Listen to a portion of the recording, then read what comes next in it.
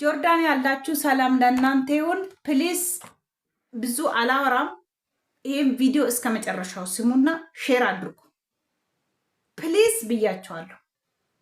አንዲት ልጅ ከባድ ችግር ውስጥ ነው ያለች። ፎቶዋን መለጠፍ አልፈልግም። ለምን? እኔ ላይ ችግር ስለሚመጣ ፎቶዋን ለጥፍ የሚሰራው ኤምባሲ ስኖር ነው፣ እዚህ ቆንሶላ ስኖር ነው፣ እዚህ የሚያግዘኝ ሰው ስኖር ነው። እዚህ ትላንትና ማታ ከሌሊቱ 2 ሰዓት በኢትዮጵያ 8 ሰዓት አባቷ ከኢትዮጵያ ይደውልልኛል፣ ወንድሟ ይደውልልኛል። ምንድን ነው ብዬ ሳነሳ ልጅቷ ጆርዳን ከመጣች 4 ዓመት ከ7 ወሯ ነው። ይሄን ችግር መስማት ከጀመርኩ ወር ሊሆን ነው። ልጅቷ ታናግረኝ ስላቸው ስልክ የምሰጣት ለ1 ሰዓት ስለሆነ ከቤተሰቦቿ ጋር ብቻ አውርቶ ወደው ቀምቶ ይወስዳሉ። ከኔ ጋር መገናኘት አልቻለችም።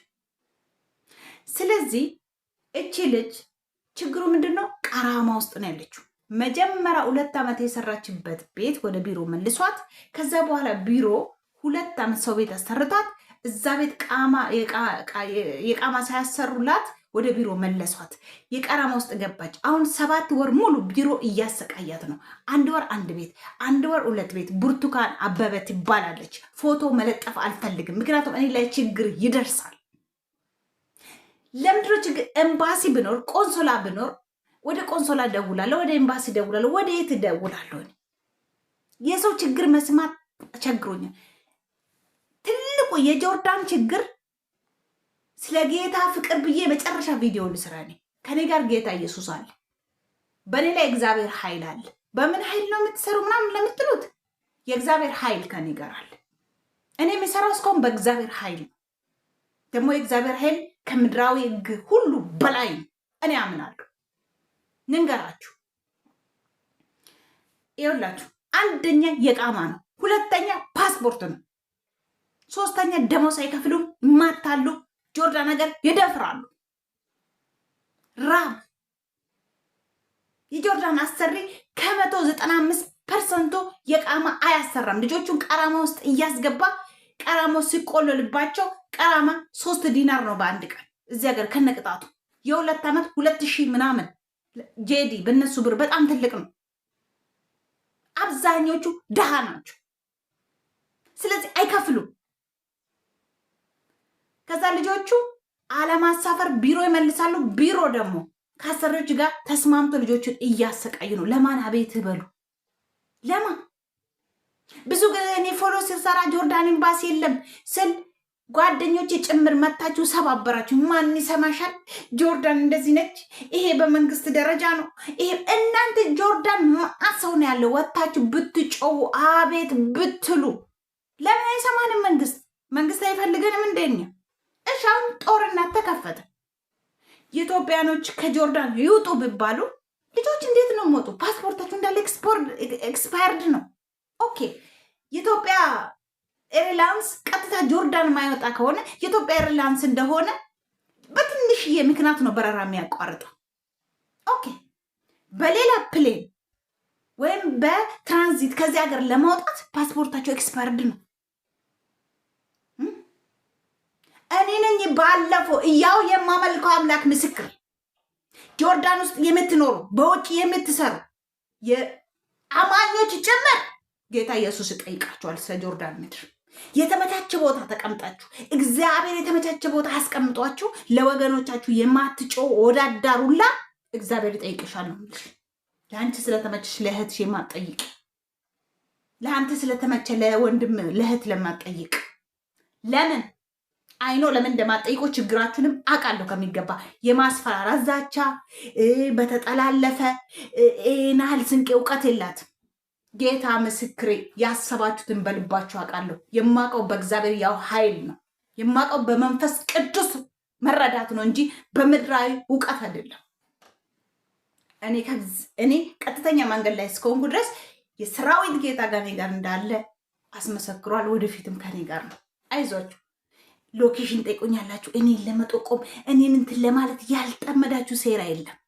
ኔቨር አታደርጉም። ለወገኖቼ እቆማለሁ። ይሄ ቪዲዮ የመጨረሻም ሊሆን ይችላል። ማንም ፈርቼ ሳይሆን ስለሰለችኝ። ግን እንገራችሁ፣ ዛሬ እቺ ልጅ ማታ ብርቱካን አበበ 2 ሰዓት ወጥታ ከቢሮ ጠፍታ በታክሲ ተሳፍራ ሆነ ሱቅ ገባች። ያ ሱቅ ስልክ አስደወላት ወደ ኢትዮጵያ። እነሱ እኔ ጋር ደውሉ።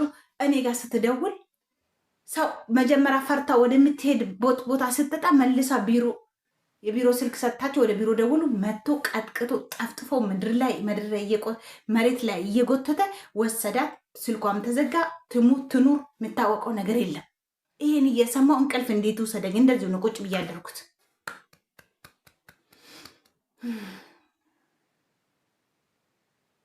አንድ ቀን ሳይልፍልን የመጨረሻ ዘመን ይምጣ፣ 3ኛ የዓለም ጦርነት ይምጣ። ምን አይነት ኢትዮጵያ ማለት ምድሪቱ መልካም ነች፣ ህዝቡ የተረገመ በሰው ሀገር እንኳን ሄዶ የተረገመ ትውልድ፣ ጠማማ ትውልድ እንደ ኢትዮጵያ ህዝብ እኔ አላየሁ። ጌታ ምስክር። ሙሰኛ፣ አጭበርባሪ፣ ስራ ሁሉ የሚሰራው በቀጥታ አይሰራም። ለዚህ እኮ ነው የማይባረከው። ጥምዝምዝምዝ ባለ ጆርዳን ኤምባሲ እንዲከፈት አብዛኛቸው አትፈልጉ። ለምን? በ700 በ1000 ፓስፖርት ስለምታሳድሱ ለሰራተኛ ጉዳችሁን እዘረግፋለሁ። ሸቃ ተከራይታችሁ ከማደሞቻቸው ጋር ሲጣሉ ሲወጡ ስራ ለማስገባት ያችን ኮሚሽን ስለምታስቡ አውቃለሁ እያንዳንዱ ነገር። ጌታ ምስክር። በሀቅ ብትሰሪ ትባረኪያለሽ። ትንሿ ይበቃሽ፣ 200 ዳላር ይበቃሽ። በሀቅ ብትሰሪ ብዙ ስራ ሰራሽ አትባረክ። ለምን ጆርዳን ኤምባሲ እንዲከፈት ለእኔ አረብ ሀገር ፍሬሽ አይደለሁም። እኔ ከ10 ዓመት በላይ ሰርቻለሁ፣ አውቃለሁ የአረብ ሀገር ማንነትን። ግን የሰራዊት ጌታ ስሙ ይባረክ። አረብ ሀገር እኔ የሰው ላብም አልበላሁም፣ አጭበርብሬም አልሰራሁም። ራሴን ቅዱስ ለማድረግ ሳይሆን የሰራሁትን ሰራሁ ላለ እኔ ያልሰራሁትን አልሰራሁም። ስለዚህ ይሄን ለማጭበርበር ብላችሁ ልጆችን ለሸቃ ቤት ብላችሁ ከማደም ቤት ጠፍቶ ሲወጡ ስራ ለማስገባት ብላችሁ ለደላልነታችሁ ብላችሁ ለፓስፖርትን ማሳደስ ለዚህ ስትሾለካለኩ ብላችሁ እባካችሁ ልጆች ላይ ችግር አይድረስ፣ ኤምባሲ ይከፈት፣ ቆንሶላ ይከፈት ብላችሁ ጩሁ። ባለፈው እኔ ነኝ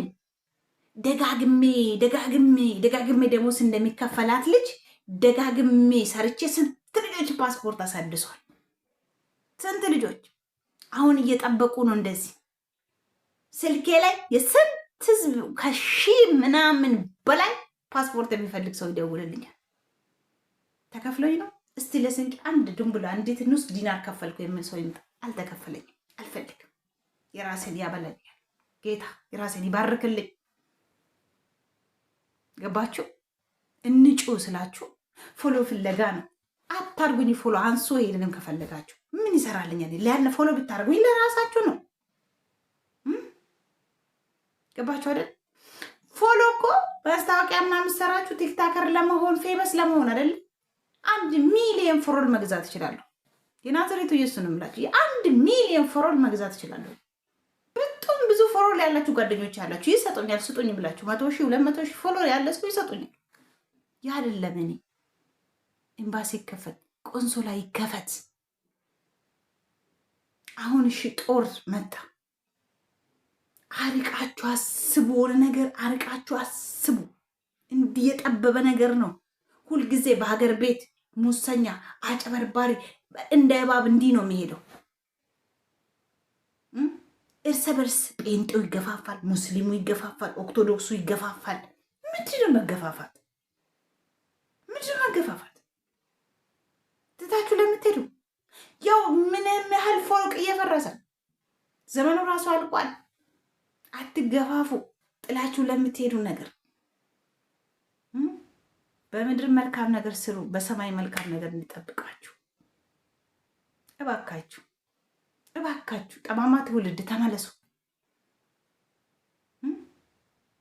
ጦርነቱ፣ እልቂቱ፣ ራቡ፣ ቸነፈሩ የዘራው ነው እኮ እያጨድን ያለው የዘራው ነው የምናጭደው። ይሄን ሰራች ስንቄ ብላችሁ ትልቅ ቢዝነስ እንደሰራው በፌክ አካውንት ትከታተሉኛላችሁ። እኔ ላይ ተደውላሉ። ሰው ታስጠፋለሽ፣ ምን ትያለሽ፣ ስንቄ እንደዚህ ትያለሽ ወይ ወይ ኤምባሲ ከፈት ብላችሁ ሼር አድርጉ፣ ዱዊት አድርጉ።